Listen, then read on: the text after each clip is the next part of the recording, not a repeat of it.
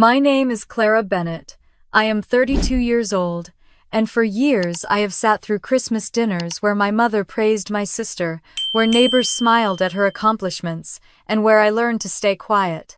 I thought I was used to it until this Christmas, when my mother looked straight at me across the table and said words that shattered whatever place I still had in this family. In that moment, I realized silence was no longer an option.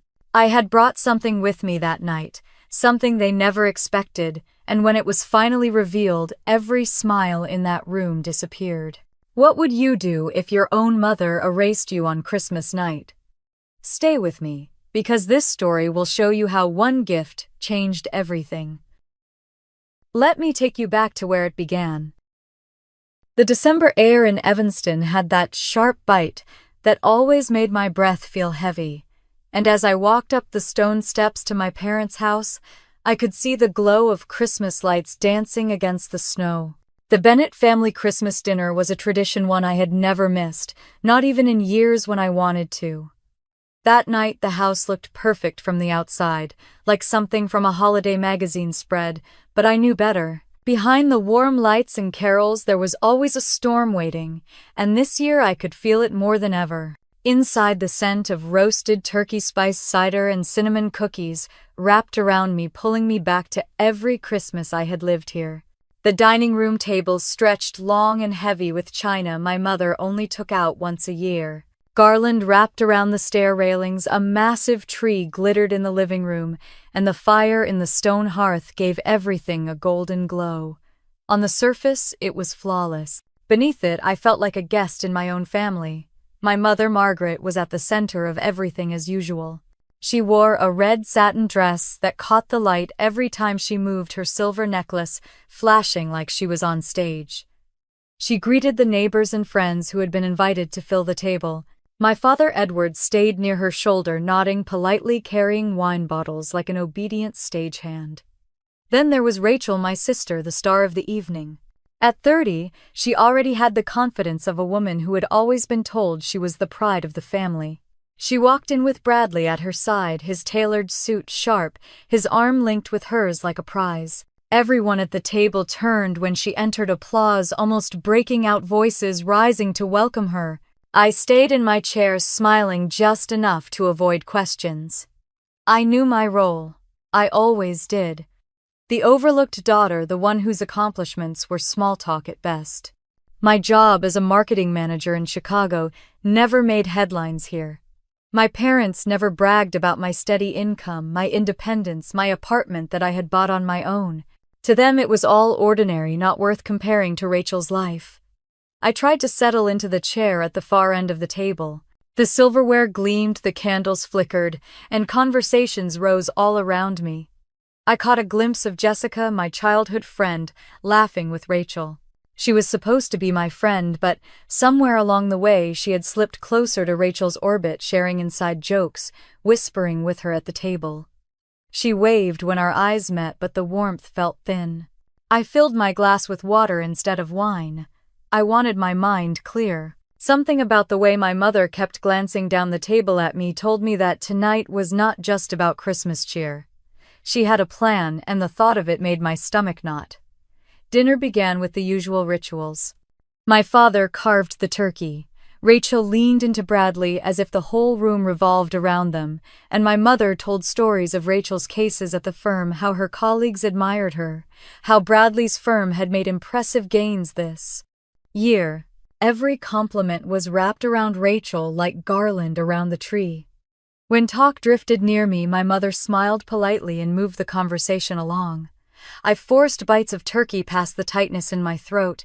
The laughter around me felt distant, almost rehearsed. I kept wondering why they had invited so many people this year. Usually it was just family, maybe a close neighbor or two. Tonight the table was packed, a small audience. My mother liked to perform, but why tonight, why now? Halfway through dinner, I noticed her fingers tapping the stem of her wine glass, a little rhythm she always had when she was about to stand up and make an announcement. My pulse quickened. My father shifted in his seat, his face too still, like he was preparing for a cue. Rachel leaned closer to Bradley, her smile smug as if she already knew what was coming.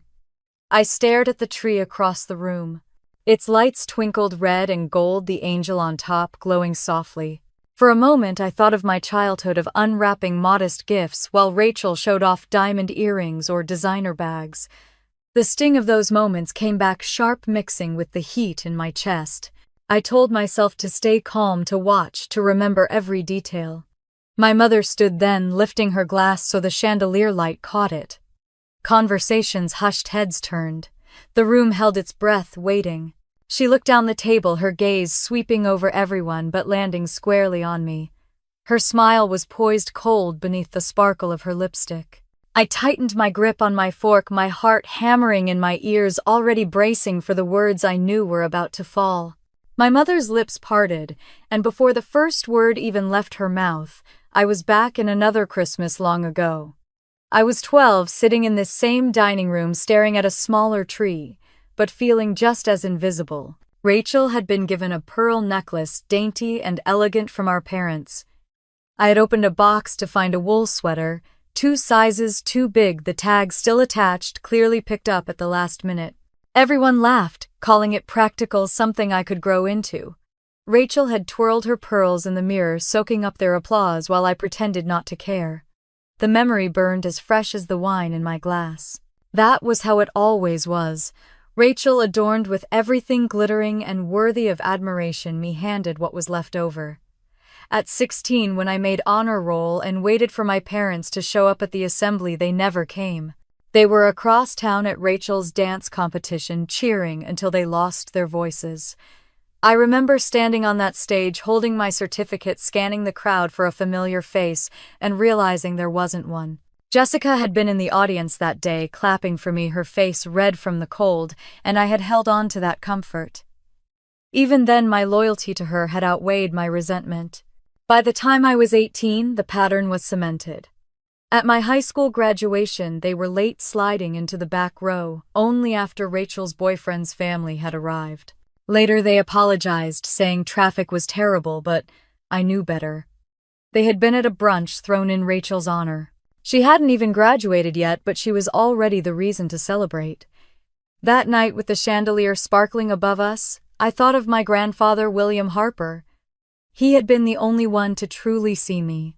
When I was 10, he slipped me $5 at Christmas and whispered that I should buy something just for myself, not for anyone else. He had looked me in the eye and told me, someday you will need to stand strong when no one else is standing with you. His words had stayed tucked in a corner of my heart, though I never fully understood them until I was older. Another memory surfaced, one of the sharpest. I was 21, back home from college for the holidays.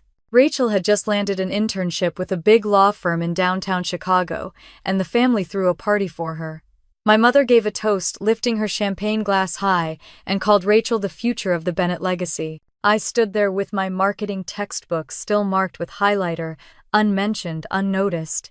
I told myself it didn't matter, that what mattered was the degree I was working toward, the independence I was carving out for myself. But deep inside, I had wanted just once to hear my parents say they were proud of me. I glanced down the table at Rachel now, her diamond earrings sparkling under the chandelier, Bradley's hand resting on hers. She looked so much like the girl from every memory, basking in the glow that was handed to her without question. I realized how much I had internalized those years, how I had trained myself to expect nothing, to swallow the hurt before it showed on my face. The scrape of a fork against porcelain pulled me back to the present. The dining room was quiet, everyone waiting for my mother's words. My heart pounded, but instead of fear, I felt a strange calm. It was the same calm I had learned as a child, when the gifts under the tree were uneven, when the seats at my school events stayed empty. It was the calm of someone who knew what was coming. I lifted my water glass, taking a slow sip, and let my eyes wander to the tree again. Its ornaments glittered, each one chosen with care. I remembered how Rachel used to hang the expensive ones near the top, while I was told to handle the plastic baubles near the bottom. I remembered how I had reached for the fragile angel ornament one year, and my mother had quickly taken it from my hands, saying it was too delicate for me. I had been 14, and that small gesture had stung more than I could admit. Sitting there now, watching Rachel glow in her perfect seat at the table, I knew this night was another ornament I was not meant to touch. Another ritual of exclusion wrapped in holiday shine. But what they did not know was that I was no longer that 14-year-old girl. I was 32, and I had carried all their dismissals like stones, building something heavy but unbreakable inside me. Rachel leaned closer to Bradley, whispering something that made him chuckle, her eyes flicking toward me with the same smugness she had worn since childhood. It was the same look she gave me the night she opened her first car keys, while I unwrapped a set of luggage my parents insisted would be useful for college. I breathed in, deeply letting the scent of cinnamon and roasted turkey ground me. The voices around me blurred into a dull hum. My mother's hand tightened on her glass. My father's jaw clenched. Bradley looked expectant, Rachel radiant. All the Christmases of being overlooked, all the graduations, all the birthdays, all the moments of silence and absence settled over me like a second skin. My fork rested on the plate, my palms steady on the tablecloth. My mother's voice rose above the room, crisp and deliberate, carrying the weight of whatever storm she was about to unleash.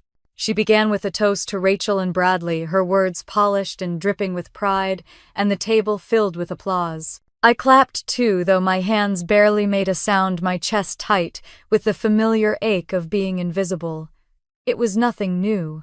I had lived through decades of these moments where Rachel's smallest achievement became a crown jewel and mine were brushed aside like clutter on the mantel. I lowered my gaze to my plate and reminded myself that I had my own life, one they could never diminish, no matter how they tried. My job as a marketing manager in Chicago might not impress my parents, but I knew the hours I poured into my work mattered. I had built a reputation for delivering results for managing clients who trusted me to craft campaigns that actually worked. It was not glamorous, but it was steady. It was mine, and it was enough to pay for the apartment I had bought in Lincoln Park without a cent of family help. Most of my coworkers at Parker & Rowe, the mid-sized firm where I worked, probably did not know what my family thought of me. They saw me as capable, reliable, the one who could fix a campaign gone sideways. But at this table, I was still just Clara, the lesser Bennett daughter. I caught myself glancing toward Rachel again. Her laugh carried easily, her diamond bracelet glittering under the chandelier as she leaned into Bradley's shoulder. He nodded along as if every word she spoke was worth framing. I wondered if he knew how my parents truly operated, if he had seen the favoritism and swallowed it as normal. My thoughts drifted to Nathan Clark, the founder of the startup I had invested in last year. He had pitched me an idea over coffee one spring afternoon, a renewable energy software that could predict grid failures before they happened. He was brilliant, the kind of person who lived and breathed his work, and he had reminded me that my perspective had value. I was the first outside investor to believe in him, not because I had piles of money to spare, but because I trusted his vision. Every update he sent me about the progress of the company felt like a reminder that I was more than the forgotten daughter at this table. Nathan had once told me, "Clara, you see things no one else notices." That sentence had carried me through more than one long night when I wondered if I mattered at all. As the clinking of glasses subsided, my father leaned toward my mother and whispered something I could not catch. His hand rested briefly on her arm before falling back to the table. His silence had always been the shadow of her sharpness. Where she was loud and decisive, he was quiet, but never in my defense. I forced a smile at the neighbor across from me, a kind woman named Diane, who had lived down the street since I was a child. She asked politely about my work, and I began to answer, explaining a recent campaign I had led for a small retail brand in Chicago. But before I could finish, my mother's voice cut through the air, pivoting the conversation back to Rachel's latest courtroom success. The table lit up with admiration again, and my words dissolved into nothing. Diane gave me a sympathetic glance, her mouth closing softly as she lifted her fork. The familiar sting pressed at the corners of my eyes, but I would not let myself cry here. Instead, I thought of the evenings in my apartment when I cooked dinner for myself, a glass of red wine in hand, music playing while I chopped vegetables. I thought of the freedom of knowing every piece of furniture in that apartment had been chosen by me, paid for by me, a life no one could strip away. Bradley raised his glass again and spoke about the bright future he and Rachel were planning, about the law firm connections, the social circles, the vacations ahead. The table hung on his every word. I noticed Jessica sitting closer to Rachel than to me, her hand resting on Rachel's arm, laughing along with every story. Once years ago, Jessica would have been beside me, whispering sarcastic jokes to help me survive nights like this. Now she was part of the glow around my sister. I reached for my napkin, dabbing at the corner of my mouth, though it was dry. The noise of the room faded for a moment as I reminded myself that I had already carved out something different. My job was not prestigious, but it was real. Nathan's startup was not yet a household name, but it was growing, and I was part of it from the start. My parents had no idea, and they would not have cared even if they did. But the thought settled me. They could toast Rachel until their voices cracked, and I would still have my work, my independence, and the quiet satisfaction of knowing I was building something they could not touch. The night dragged on with desserts and more toasts. I ate my slice of pecan pie, slowly letting the sweetness distract me from the sourness in my chest. The voices around me rose and fell, Rachel's name repeated like a hymn. I stayed still, my fork poised, listening, waiting. When the clock struck 8 and the plates were cleared, I felt my pulse begin to quicken again. My mother placed her hands on the back of her chair, steady and deliberate. The way the room hushed told me she was about to shift from pleasantries to the real reason this dinner had been arranged. I folded my napkin across my lap and kept my face composed, but inside I braced myself. Whatever storm was coming, I would meet it without flinching. My phone had buzzed earlier that afternoon with a name that carried more weight than any toast in that dining room. David Ross, my grandfather's old attorney, had called while I was getting ready. I almost let it go to voicemail, but something in me knew better. I had stepped into my bedroom, shut the door, and answered with a quiet, "Hello." David's voice was calm, but deliberate. "Clara, I thought you should know what has been happening with your grandfather's estate." My stomach dropped and I sank onto the edge of the bed.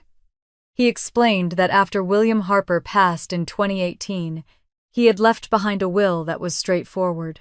$2.3 million in assets divided equally between his two granddaughters. Half for Rachel, half for me.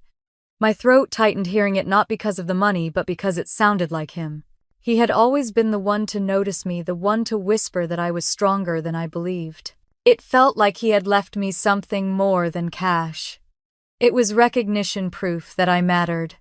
David continued his words, careful. "Your mother has been contacting my office, pushing to amend certain parts of the distribution. Legally, it is not possible without your consent, but she is persistent. She is trying to redirect your portion to Rachel entirely."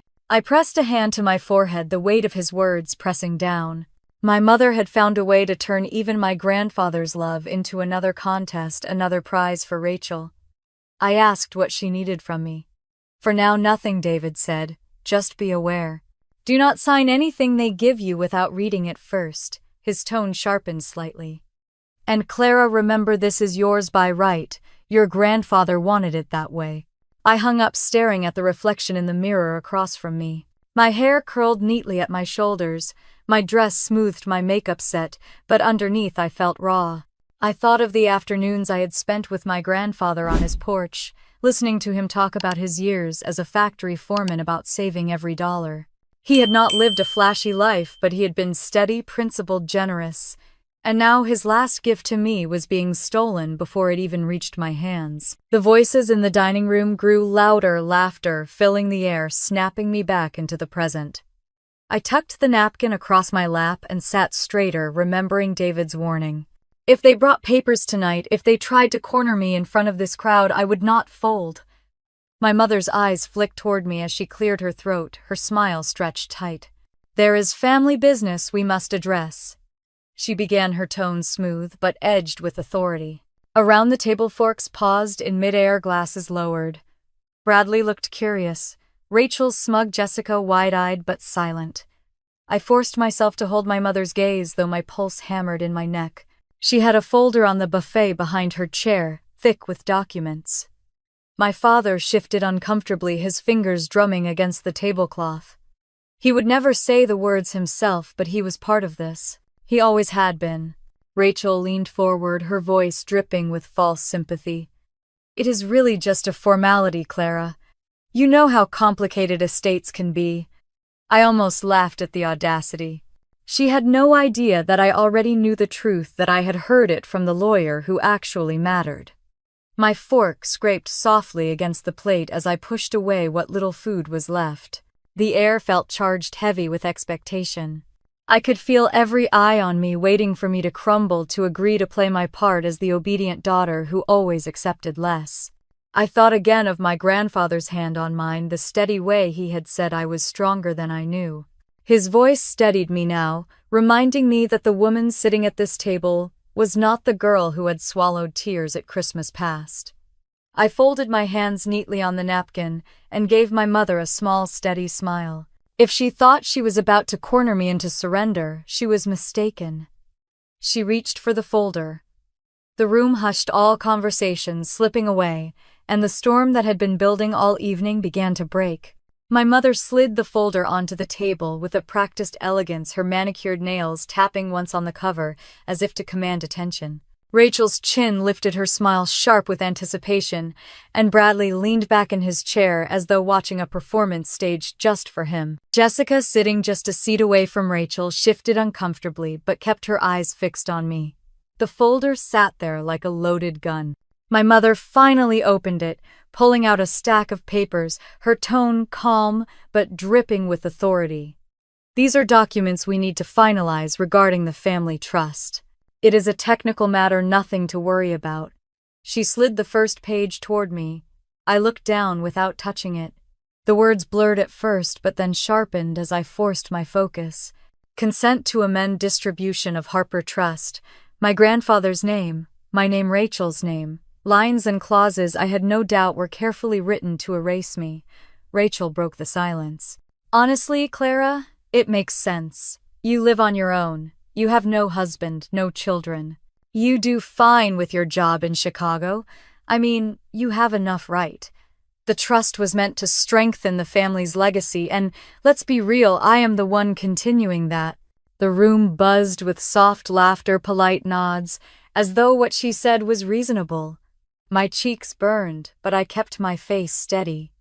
I did not move, did not reach for the pen my father had placed beside the papers. My mother leaned in, her perfume sharp with roses.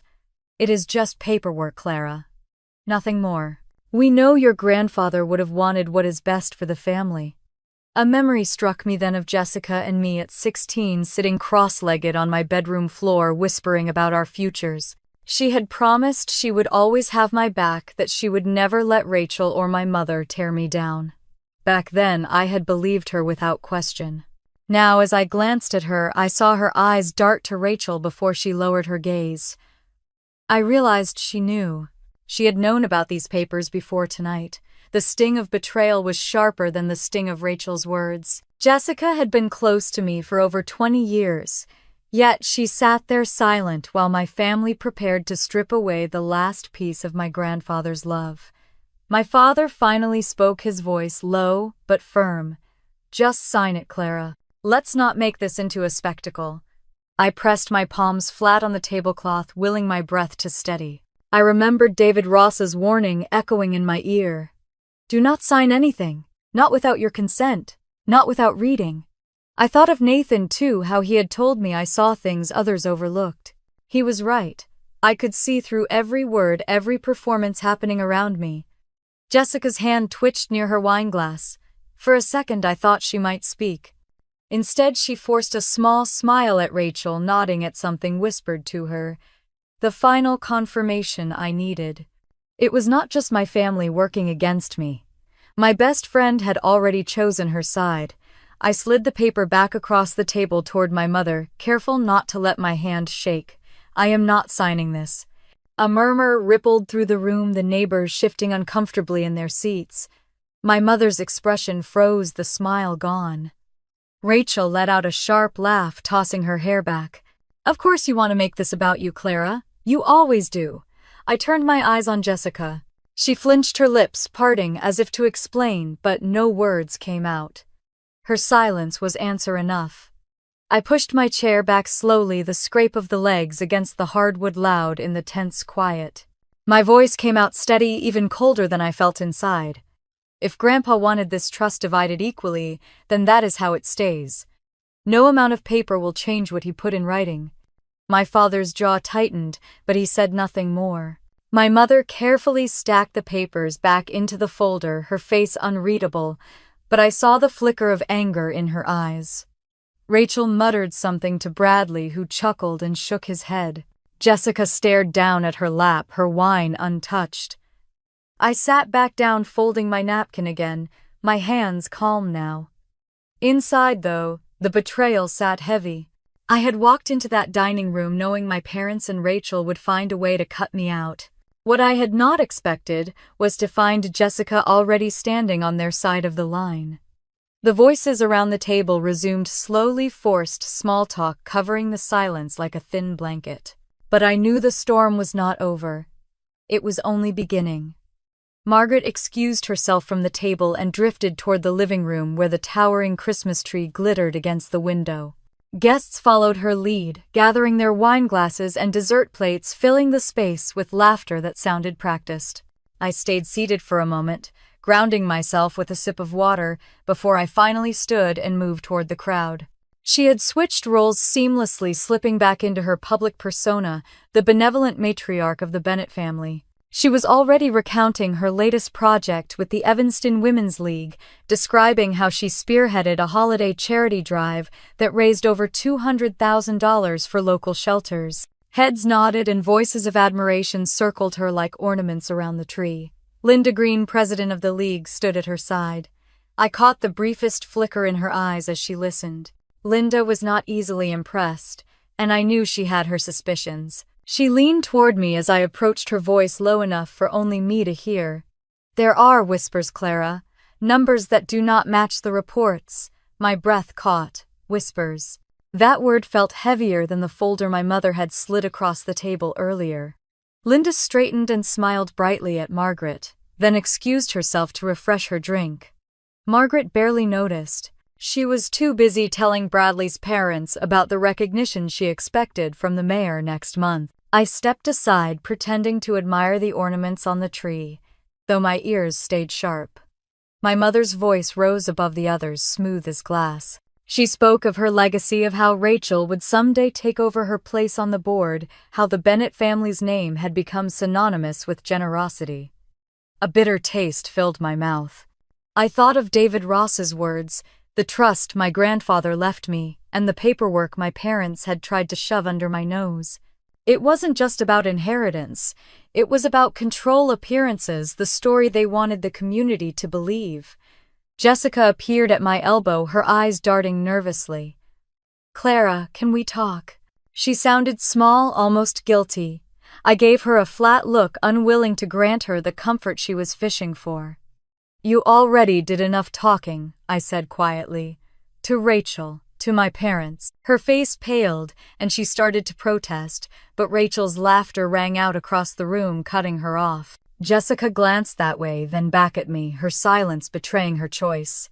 She moved away, disappearing into the circle forming around Rachel and Bradley. The betrayal stung, but I tucked it down, keeping my face calm. If Linda was right, if there really were numbers that did not add up, then my mother's empire of charity was not as solid as she wanted everyone to think. Later, while dessert plates clattered back to the kitchen, I slipped away into the hallway. The family office door was slightly ajar, the glow of a desk lamp spilling into the dark corridor. My father's voice carried softly through the crack, measured and tense. "Margaret, you need to be careful. If someone starts digging into those transfers, the board will come down hard." I froze. Transfers. The word alone was enough. Margaret's reply was sharp-clipped. "Nobody will find anything. Everything is handled. Clara is too naive to understand, and Rachel will benefit in the long run. That is all that matters." My nails dug into my palm, fury rising with each syllable. So it was true.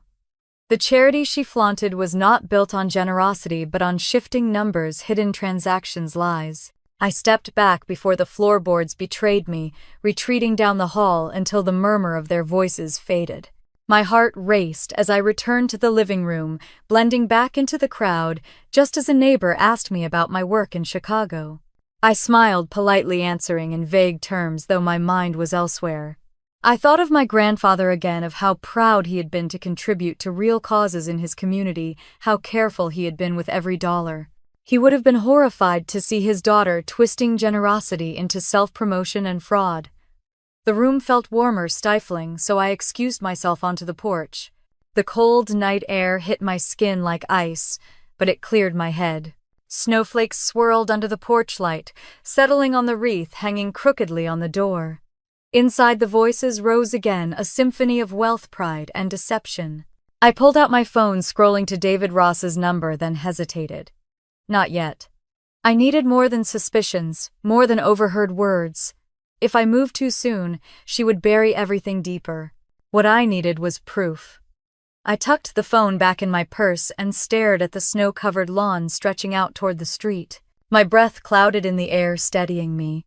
I had been blindsided at that table with trust papers, humiliated in front of strangers, and abandoned by the friend I thought I could rely on. But this was different. This was leverage, and leverage was power. The door opened behind me, and Rachel stepped out, draping her shawl over her shoulders. She looked radiant under the porch light, her lips curved in that same condescending smile she had worn since childhood. "You really embarrassed Mom tonight, Clara," she said softly, as though sharing a secret. "She just wants what is best for us." I turned toward her, my voice quiet but cutting. "What is best for her is not the same as what is best for us." Rachel's smile faltered, but only for a second. She tucked her hair behind her ear and went back inside, leaving the cold air to close around me again. I stayed outside until my fingers went numb, breathing in the winter night, holding on to the single truth I had uncovered. My mother's house of cards was not invincible, and one day soon I would be the one to knock it down. The night after Christmas dinner, I sat at my kitchen table in Chicago, the glow of the city skyline flickering through the window, and laid out everything I had gathered. David Ross's warning about the trust. Linda Green's quiet words about missing numbers. My mother's own voice from the hallway, sharp and careless, admitting to transfers. Each piece felt like a card in a hand I had not realized I was holding. I had never been one to pick fights with my family. Most of my life I swallowed the slights, let the spotlight fall on Rachel, and told myself it was not worth the trouble. But this was different. This was not about bruised feelings. It was about theft, betrayal, and my grandfather's legacy. The box of Christmas decorations still sat half unpacked in the corner of my apartment. I stared at the tangle of lights, the ornaments wrapped in old tissue paper, and thought of all the holidays I had spent at that long dining room table, waiting for approval that never came. This year was the last time I would ever beg for it. I pulled out my phone and typed a message to David. "I need copies of the will and any documents they tried to change." His reply came within minutes, already prepared. "You can pick them up tomorrow morning." I felt the tension in my chest ease slightly. Proof. That was the first step. The second step came unexpectedly. 2 days later, while I was leaving work, a brown envelope slid under the door of my office. No return address. Inside were bank statements, photocopied checks, and transfer records. Margaret Bennett, her signature sprawled across the bottom of each page. Money pulled from the charity accounts rerouted to a private investment fund in Rachel's name. My hands shook as I spread the papers across my desk. Whoever had sent this knew exactly what they were doing. I thought of Linda. Maybe she had more than suspicions. Maybe she had wanted me to see the truth for myself. That night I poured myself a glass of wine and spread both sets of documents on the table. On one side, my grandfather's will with my name, written clearly as an equal heir. On the other, evidence that my mother's public image was built on fraud. For the first time in years, I felt a sense of control. As New Year's Eve approached, invitations and group messages filled my phone, all centered around Rachel and Bradley's engagement party. I declined them all. I had no interest in playing supporting character to her show. Instead, I began planning quietly, piece by piece. I knew my family would expect me to show up at their house again, to argue, to shout, to fight the way they always painted me. But I would not give them that. I would be silent, deliberate, and ready. On the morning of the 30th of December, I met David in his downtown office. He slid a folder across the polished table, his eyes steady. "Everything you asked for." He tapped the cover once. "And Clara, remember, this is not just paper. This is your protection." I nodded, my throat tight with gratitude. He had always treated me as though I mattered, just like my grandfather had. Walking out into the cold wind, I pulled the folder close against my chest. I could already picture the box. I would wrap it in the bow, tied neatly on top, the weight of it waiting under the tree. Not a gift of gold or silver, but one that carried truth sharp enough to cut through every lie. At home that night, I sat on the floor, scissors and tape scattered around me, the documents tucked carefully into a cedar box I had bought years ago at a flea market. It had been meant for keepsakes, but it would serve a far greater purpose now. I lined it with tissue paper, sealed it with ribbon, and stared at the finished package. The hum of the heater filled the quiet apartment as I leaned back against the couch, my heart steady for the first time in days. The plan was simple. I would place the box beneath the Christmas tree when the time was right, leave the house without looking back, and let them discover the truth for themselves.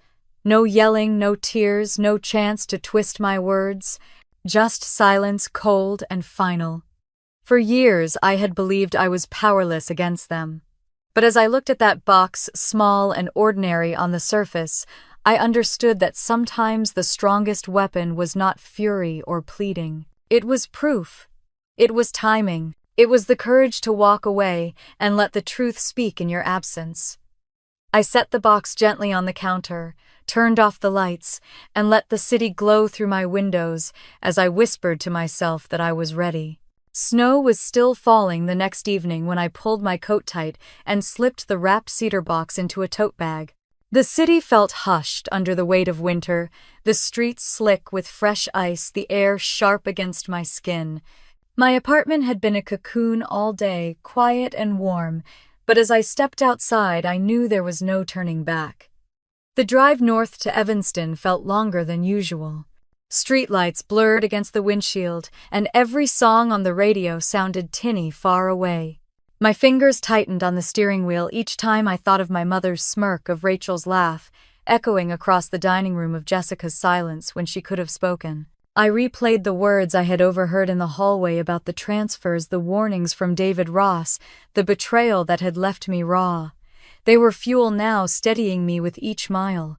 By the time I pulled up outside the Bennett house, the driveway was full. Guests had already arrived, their cars lining the curb, headlights flashing as latecomers pulled in. The house itself glittered with lights on every window, a wreath bigger than me hanging across the front door.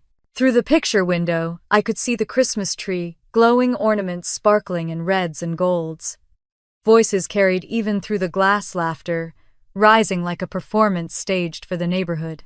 I parked 2 houses down, slipped the strap of the tote across my shoulder, and walked carefully along the icy sidewalk. Each step echoed with the memory of the plan I had whispered to myself the night before. Simple, deliberate, final. The front door opened before I could knock. My father stood there, his expression polite but distant, the same mask he had worn my entire life.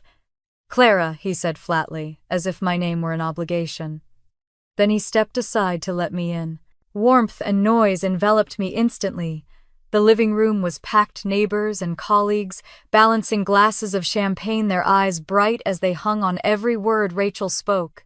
She stood near the fireplace, radiant, in a deep green gown, Bradley beside her, in a perfectly tailored suit. They looked like a photograph from a glossy magazine, the golden couple surrounded by admirers. My mother floated among the guests. Her dress a bold crimson, her diamond earrings catching the light with each practiced turn of her head. She carried herself like a queen at court, her voice pitched to carry over the hum of conversation. The room bent around her just as it always had. I slipped off my coat, hung it quietly on the rack, and pressed the tote bag closer to my side. No one paid much attention. They were too focused on Rachel, who was laughing at something Bradley whispered. Jessica stood close, her hand lightly on Rachel's arm, nodding with every word as if she had always belonged in her circle. I moved toward the far edge of the room unnoticed and let the tote rest against my legs. For a moment I simply watched. The guests clinked glasses, exchanged holiday wishes, praised Rachel's latest court case. My mother swept into the circle near the fireplace and announced proudly that Rachel would soon be taking over her position on the Women's League board. Applause erupted and my sister's cheeks flushed with pleasure. I sipped water from a glass a passing server offered me and let the noise wash over me. They thought they had won. They believed they had cut me out, silenced me, erased me from the family story. But the box at my feet told another truth, and the weight of it steadied me.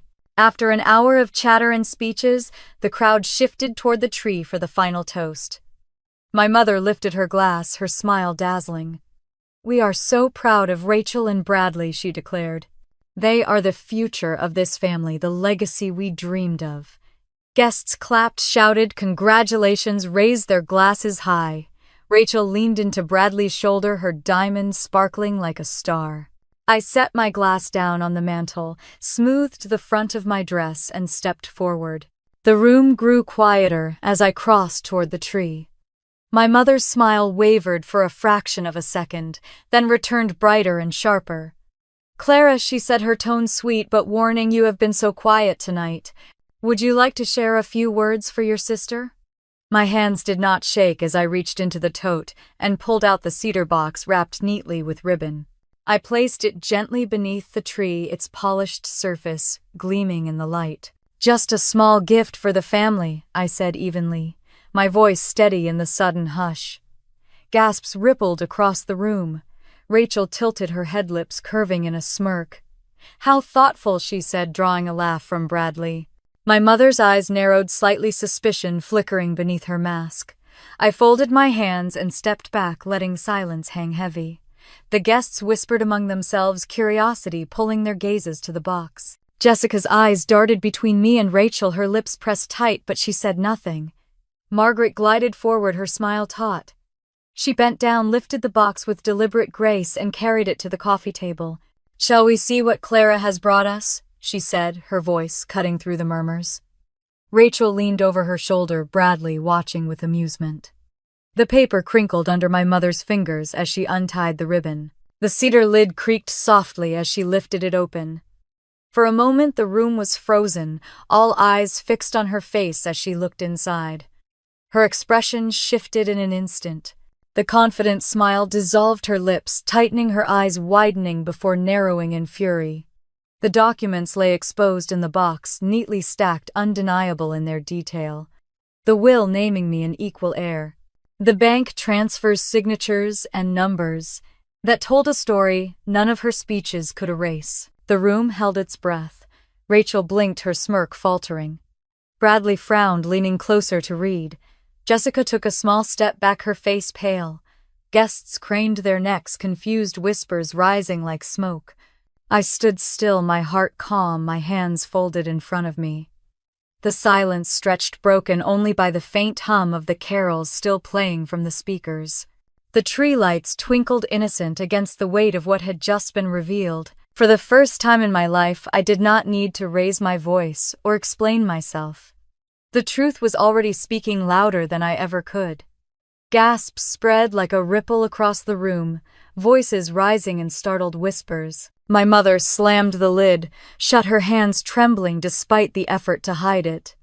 Her cheeks flushed deep red, and for the first time I could remember her perfect mask cracked. Rachel leaned over, snatching a page from the stack before Margaret could tuck it back inside. Her eyes darted across the words, the smirk sliding right off her face. "What is this?" she snapped, her voice sharp and panicked. Bradley tried to grab the paper from her hand, but she pulled away, glaring at my mother. "Is this true?" The guests stirred uneasily, murmuring louder, some craning their necks to catch a glimpse. My father shifted near the fireplace, his face pale, his mouth opening, as if to speak, then closing again. He looked smaller in that moment, like a man realizing too late the walls around him were collapsing. Margaret recovered quickly, or tried to. "These are lies," she announced, her voice louder than necessary. "Someone has fabricated this to make us look bad. Clara, how dare you bring this into our home on Christmas?" Her words snapped the crowd back into silence. Dozens of eyes swung to me, curious, skeptical, waiting. I didn't move. I didn't need to. The documents spoke for themselves, and Margaret knew it. Rachel flipped another page, her jaw tightening. "Transfers from the Women's League Fund," she read aloud, her voice rising with each word. "Into an account with my name on it." She spun toward my mother, her face white with fury. "Did you do this? Did you put money in my name?" Bradley's face hardened, his hand tightening on her arm. Margaret reached for the papers, but Rachel jerked them away. "I can't believe you," Rachel hissed. "Do you realize what this means for me, for my career, for everything I've built?" The crowd erupted into overlapping voices. Some guests excused themselves, quietly slipping out the front door with murmured goodbyes.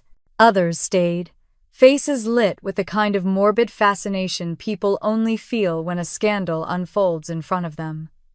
Jessica hovered near the couch, her eyes wide and lips pressed thin. When I looked at her, she dropped her gaze, cheeks burning, shame finally cutting through her silence. Margaret clapped her hands, demanding order, but her voice no longer carried the same power. She turned on me, her words venomous. "You have ruined this family, Clara. Do you understand what you've done?" My voice was calm when I answered, "No, Mother, I have only revealed what you've done." Her face twisted with rage, but before she could reply, Linda Green stepped forward from the back of the room. She had slipped in quietly earlier, unnoticed by most, but now all eyes turned to her. "I've suspected for months," she said firmly. "Missing funds, irregular reports, donations that never reached their intended programs. And here is the proof." The weight of Linda's words crushed the last of my mother's composure. She sank into a chair, her hand covering her mouth, her eyes darting around the room as if searching for escape. My father remained frozen near the mantel, his shoulders slumped, his silence damning. Rachel dropped the papers onto the coffee table, her fury directed at both of them now. "You've dragged me into this," she spat. "You made me part of your lies." She turned on Bradley, but his expression was unreadable. His hand slipped from hers, and he stepped back, leaving her to stand alone in the glow of the Christmas tree. The silence that followed was thick, heavy with judgment. The guests who remained looked anywhere but at my mother, embarrassed to witness her downfall. The carols still played faintly from the speakers, jarringly cheerful against the chaos. I stood quietly, watching, my heart steady. I had not raised my voice, had not begged, had not pleaded. I had only shown them the truth, and it was enough to unravel everything. Margaret finally spoke again, her tone desperate. "Clara, you don't understand the sacrifices I've made for this family. Everything I've done has been to protect our name, our future." I met her eyes without flinching. "No, everything you've done has been to protect yourself." The words hung in the air, simple and final. She flinched as though I had struck her, but I didn't move. Rachel stormed toward the hallway, her heels pounding against the floor, the papers clutched tight in her hand. Bradley followed at a distance, his expression dark. Guests whispered, some slipping out quietly, others waiting as though reluctant to miss the next act of the drama. Margaret remained seated, her hand trembling on the armrest, her gaze unfocused. My father looked at me then, his eyes tired, his mouth opening as though to apologize, but no words came. I drew in a slow breath, feeling the warmth of the room press against me, the tree lights flickering against the cedar box still resting open on the table. For the first time in years, I felt taller, steadier, as though my grandfather's voice was whispering in my ear again. "Stand strong when no one else stands with you." I gathered my coat from the rack, slipped it over my shoulders, and turned toward the door. No one stopped me. The room was too heavy with shame, too tangled in the wreckage of what had just been revealed. The night air outside was cold and bracing. Snow crunched under my boots as I walked back to my car, the glow of the Bennett house fading behind me. I had left the truth in their hands. What they did with it was no longer my concern. The drive back into Chicago felt longer than usual, the highway dark and quiet, the glow of the city on the horizon pulling me forward like a beacon. My hands gripped the wheel tighter than they needed to, but I welcomed the tension. It kept me grounded after what had unfolded in that house. When I reached my apartment, the stillness inside felt like a reprieve. I set my keys on the counter, slipped off my coat, and stood by the window staring down at the streetlights reflecting off patches of snow. My phone buzzed on the table screen, lighting up with call after call, all from numbers I knew too well. I let them go unanswered. I poured myself a glass of water, sat at the kitchen table, and opened my laptop. Emails had already started coming in. One was from Linda Green. She kept it brief. "Clara, I'm so sorry for how it all came out tonight. But you did the right thing. I'll be in touch tomorrow with next steps." Next steps. The word steadied me. This wasn't just about family anymore. The documents I had dropped into that cedar box weren't only proof of theft. They were leverage, and Linda knew exactly how to use them. By morning, the city was buzzing. Local news had picked up the story. Anonymous sources spoke of missing charitable funds discrepancies in reports and whispers of criminal investigation. Margaret Bennett's name was everywhere, her pristine reputation unraveling with every headline. At work, my colleagues greeted me with cautious glances, some offering supportive smiles, others too polite to ask outright what they had read. My manager, Mr. Lowell, called me into his office. "Clara, I don't know what's going on," he said gently, "but take as much time as you need. Family things like this, they're messy." I thanked him, relieved for the space. The truth was, I had already decided to step back for a while. Marketing campaigns and project deadlines felt insignificant compared to the storm my family had created. Later that afternoon, Jessica showed up at my building. I saw her through the glass door before she buzzed up. She looked different, her usual confidence replaced with hesitation. Against my better judgment, I let her in. She stood in my living room, shifting from foot to foot. "Clara, please," she began. "I had no idea what Margaret was doing. I never meant to betray you." I crossed my arms. "You sat there, Jess. You laughed when Rachel mocked me. You let them push me out as if I didn't matter." Tears welled in her eyes, her voice breaking. "I know, and it was wrong. I wanted so badly to belong somewhere that I ignored what it was costing you. I can't take it back, but I want to make it right." I didn't answer immediately. Part of me longed to believe her, to lean on someone familiar in the wreckage. But another part remembered every time she had chosen Rachel's approval over my friendship. Finally, I said quietly, "Making it right isn't about me anymore. It's about what you do from here." She nodded, wiping her eyes. "If you'll let me, I'll testify. I'll tell Linda everything I know." That was the first time her words carried weight. For once, Jessica wasn't thinking of herself. The following days blurred together. Investigators moved quickly, interviewing board members, combing through financial records, questioning employees of the Women's League. Margaret's name was no longer whispered, but shouted, splashed across every headline in Chicago. My father tried to keep a low profile, but silence can be its own confession. Rachel called me one evening. Her voice was sharp, brittle, like glass about to shatter. "Do you have any idea what you've done to me? Bradley's parents won't even return my calls. He hasn't spoken to me since Christmas. My career is in ruins because of you." I held the phone away from my ear, her words tumbling fast, frantic. When she paused to breathe, I answered softly, "No, Rachel. Your career is in ruins because you chose to let them use you." She cursed, screamed something I couldn't quite catch, and hung up. I stared at the phone, feeling only a quiet sadness. Meanwhile, my grandfather's trust, the one Margaret had tried so hard to rewrite, was finally examined. Linda's legal team confirmed what I had long suspected. The trust had been altered illegally, signatures, forged documents manipulated. My rightful share had been siphoned into accounts linked to my parents and by extension Rachel. When I read the findings, my hands shook. It wasn't about money, not entirely. It was about truth, about validation after years of being dismissed, belittled, erased. For once the record showed I wasn't imagining it. On a cold Friday morning, I walked into the courthouse with Linda at my side. Reporters shouted questions, cameras flashing as we entered.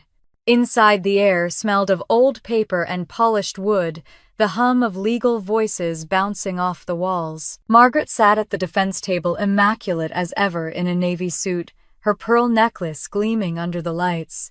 She didn't look at me, but I felt her presence like a shadow pressing against my back. My father sat beside her, his face blank, his hands folded tightly in front of him.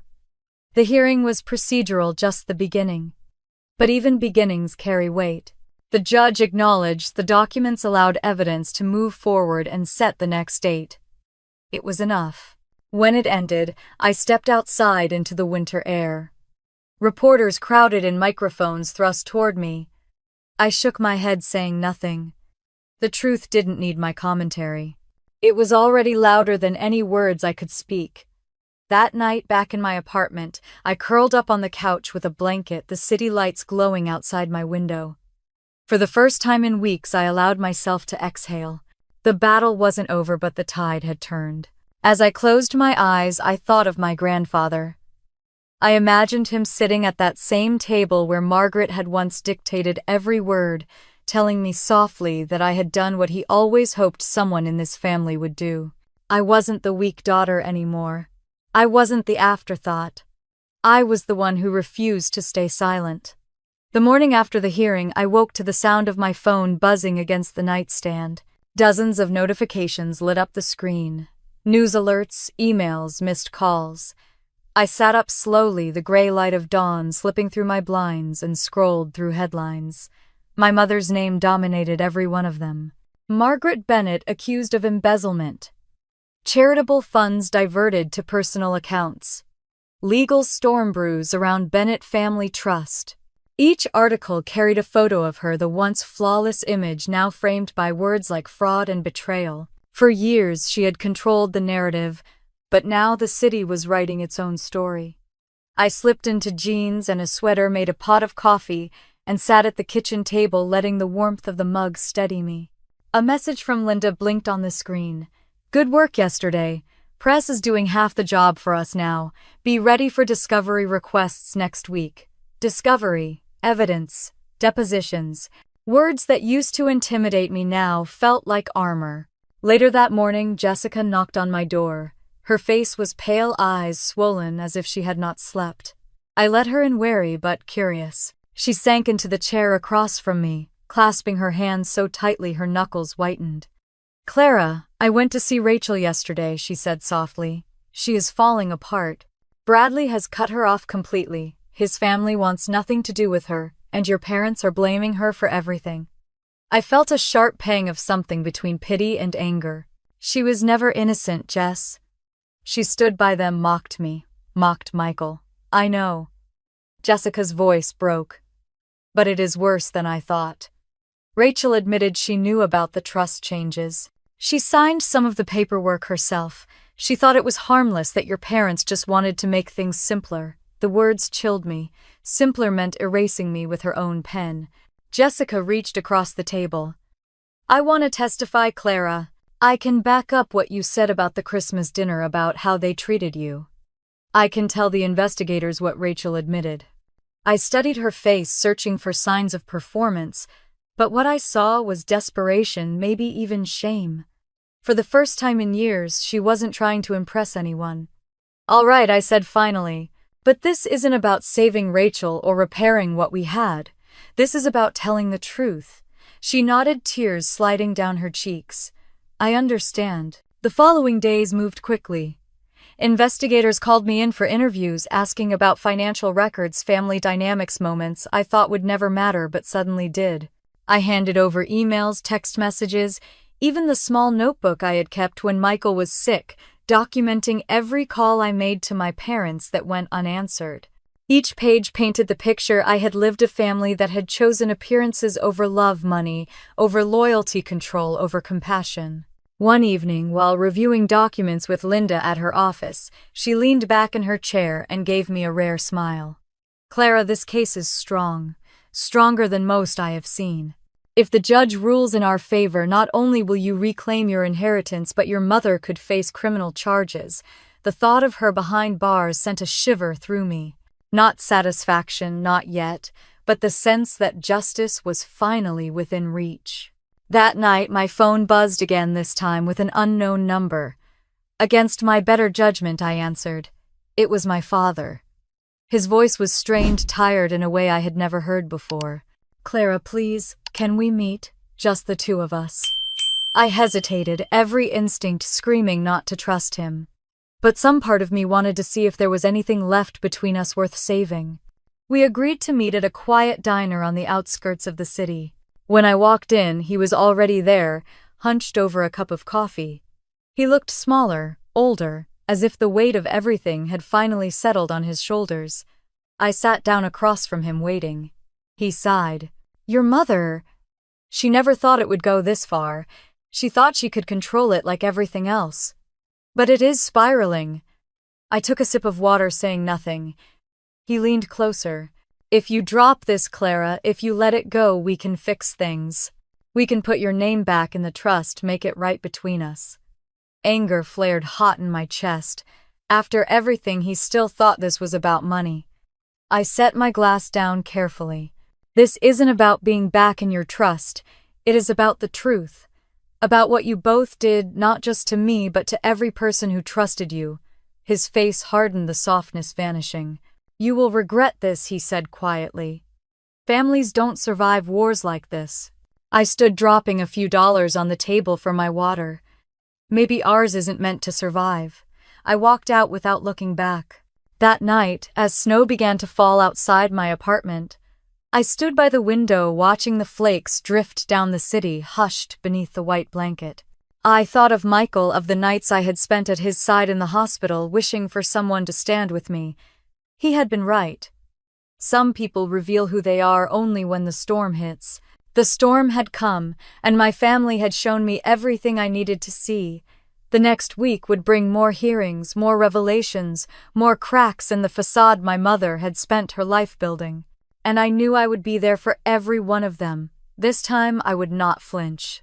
The courthouse was packed on the day of the final ruling, the kind of cold January morning, when the air seemed sharper, cleaner, as if it knew a chapter of my life was about to close.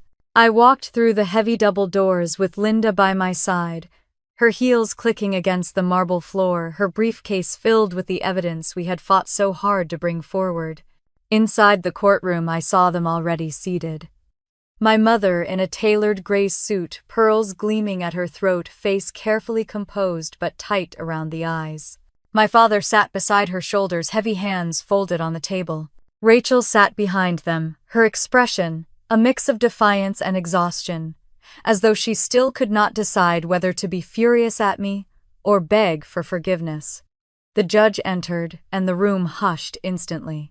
My pulse thudded in my ears, but I kept my chin high, my breathing steady. Linda presented the case with quiet confidence, walking the court through forged signatures, diverted funds, and years of records that painted a clear, damning picture. Jessica took the stand too, voice trembling at first, but growing stronger as she confirmed what she had overheard, what Rachel had admitted. For once, Jessica did not hide behind charm or excuses.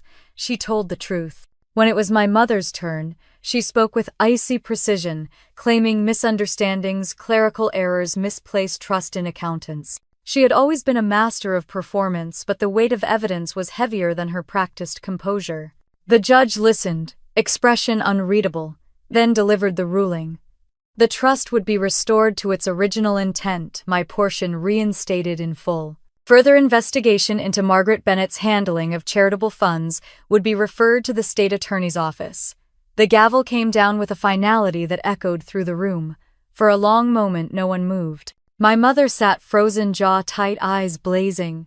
My father rubbed his temples, avoiding my gaze. Rachel buried her face in her hands.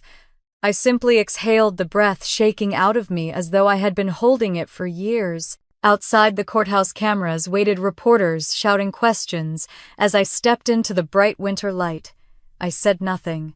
I did not need to. Justice had spoken for me. Back at my apartment that evening, I opened the cedar box once more. The same box I had left under the Christmas tree weeks earlier. The same box that had carried the truth into my mother's perfectly decorated living room. I traced my fingers over the wood and felt a strange peace. This box had been the end of one life and the beginning of another. A few weeks later, I stood at Lake Michigan, the waves cold and steady against the shore. I carried a small envelope of wildflower seeds, something I had picked up on impulse. As the wind bit at my cheeks, I scattered the seeds across the snow-dusted earth near the water's edge. Growth would come in time, not now, not tomorrow, but eventually. It felt like a fitting symbol for where I stood. Michael's memory was with me, steady and warm. I thought of what he would have said if he were here, his hand in mine, his voice, gentle but sure. You did it, Clara. You stood up. You chose yourself. Life did not turn into a fairy tale.